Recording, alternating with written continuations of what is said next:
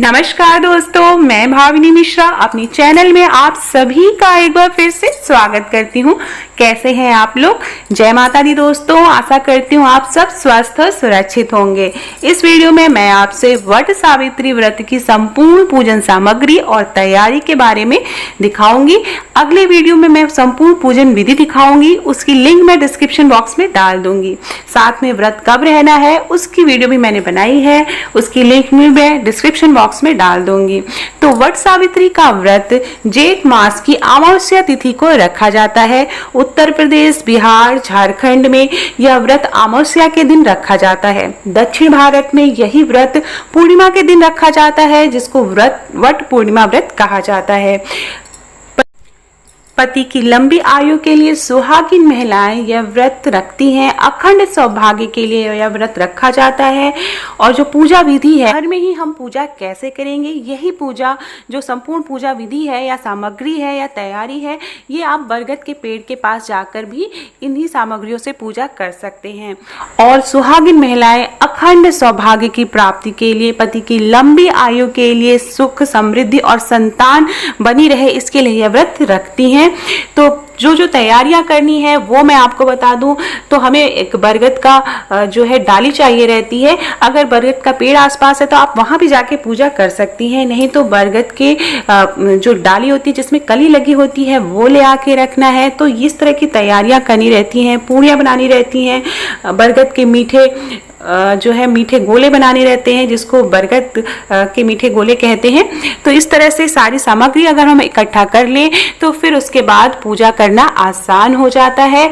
तो चलिए मैं आपको बताती हूँ कि किन किन पूजन सामग्री की जरूरत पड़ेगी वट सावित्री व्रत के लिए।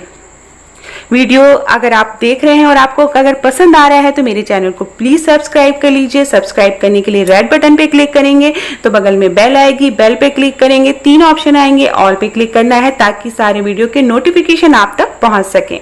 तो सबसे पहले इस तरह की बरगद की डाली चाहिए अगर आप घर में व्रत रह रहे हैं, नहीं तो आप अगर बाहर जाके पूजा करेंगे तो बाकी तैयारियां आप इस तरह से कर सकते हैं। तो इस तरह से बरगद की डाली चाहिए जिसमें कि कली लगी होनी चाहिए। इसमें से एक कली तोड़ के निगलना रहता है जिससे कि हम व्रत का पारण करते हैं। तो इस तरह की कली लगी होनी चाहिए और ये बहुत ही आसानी से आसपास मिल जाएगा। एक गमला चाहिए और उस गमले में इस डाली को हम अच्छी तरह से लगा लेंगे, उसमें मिट्टी डाल के, और डाली को एकदम इस तरह से जैसे पेड़ लगाते हैं वैसे ही लगा देंगे। अगर आप नया पौधा बरगद का लाना चाहते हैं तो वो भी ला सकते हैं आप, फिर उसे किसी भी जगह आप लगा सकते हैं। उसके बाद ये बरगद के मीठे गोले होते हैं इस तरह से, ये आटे के बनाए जाते हैं। आटे में चीनी मिला के और थोड़ा सा मोयम डाल के बनाया जाता है। तो ये इनकी जो संख्या होती है वो 12, 12, 24 और आप एक्स्ट्रा में 5-6 और बना लीजिए। तो इस तरह से इतने गोले बनाने हैं बरगद के मीठे बरगद बनाने हैं, इसको बोलते हैं।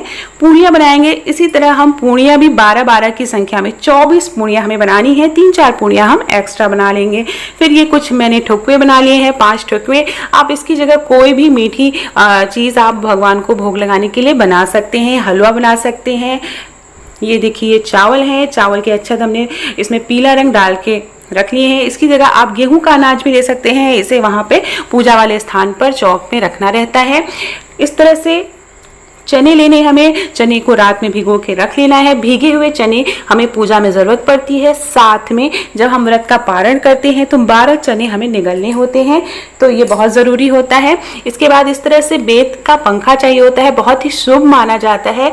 और पूजा के समय बरगद भगवान को हमें इससे हाँकना रहता है और इसमें हम एपल बनाते हैं तो बहुत ही शुभ होता है। खरबूजा बहुत जरूरी होता है, तो इस तरह से 2 खरबूजे चाहिए हमें। तो इस तरह का ही खरबूजा मुझे मिला है, तो इस तरह के खरबूजे चाहिए। उसके अलावा आप कोई भी फल ले सकते हैं, जैसे कि आप केला ले सकते हैं, आम मिल रहा है आम ले सकते हैं, कोई भी फल आप इसके अलावा चढ़ा सकते हैं। इसके बाद ये चावल का आटा लिया है, इसकी जगह एपल बनाने के लिए इसमें आप पानी से घोल के भी एपल बना सकते हैं, ऐसे भी बना सकते हैं, या आप चावल या गेहूं के आटे का भी एपल बना सकते हैं। इस तरह से हल्दी मैंने थोड़ी घोल के रख ली है, क्योंकि जो हम माला बनाएंगे, सूत की माला बनाएंगे, उसको हल्दी से कलर करना रहता है।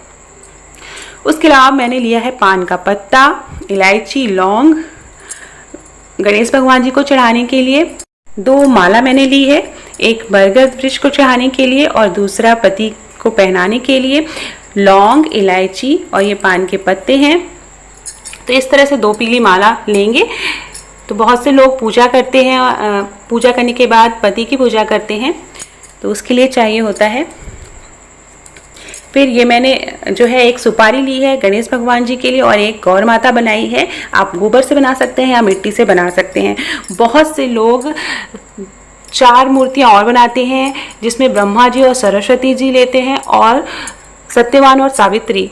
तो ये 4 लोग 4 मूर्तियाँ और बनाते हैं, उसको भी पूजा करते हैं, लेकिन हमारे यहाँ नहीं होता है।